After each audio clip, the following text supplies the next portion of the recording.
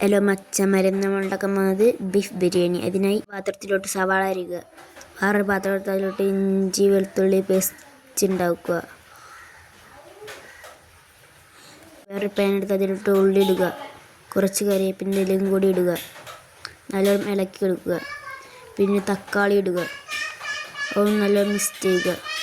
പിന്നെ നല്ലോണം വഴറ്റി വരുവോളം അത് ഇടുക. പിന്നെ ഇഞ്ചി വെളുത്തുള്ളി പേസ്റ്റ് ഇടുക.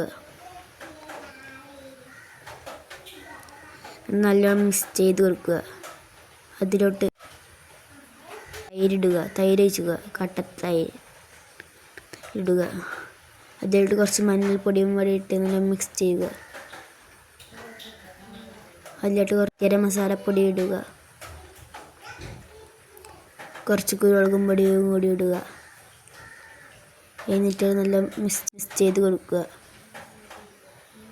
അതിലോട്ട് കുറച്ചും കൂടി കുരുമുളകും പൊടി ഇടുക.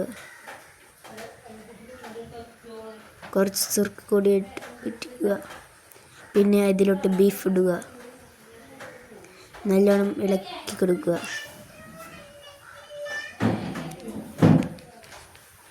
അതിലോട്ട് കുറച്ച് അപ്പം കൂടി ഇടുക.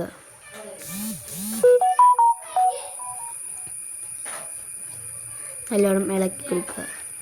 ആ നേരം കൊണ്ട് നമുക്ക് അരി വേവിക്കാൻ ഇടുക.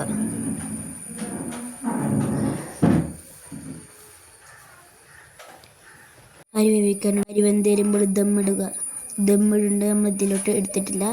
അത് ഇറച്ചിൻ്റെ മേലോട്ട് ആ ചോറിട്ടിട്ട് അതിലോട്ട് കുറച്ച് കുരുമുളകും പൊടി ഇടുക. അതിലോട്ട് ഓയിൽ ഒഴിക്കുക. പിന്നെ കുറച്ച് നെയ്യും കൂടി ഇടുക. പിന്നെ അതിൻ്റെ മേലോട്ട് കുറച്ച് ചപ്പിടുക.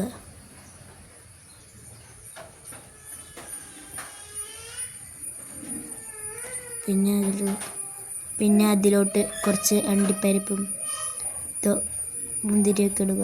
പിന്നെ ദമ്മാക്കുക. അപ്പോൾ ഗായ്സ്, നമ്മുടെ ബീഫ് ബിരിയാണി റെഡി ആയിട്ടുണ്ട്. ഇഷ്ടപ്പെട്ടാൽ ലൈക്കും സബ്സ്ക്രൈബും ചെയ്യണേ.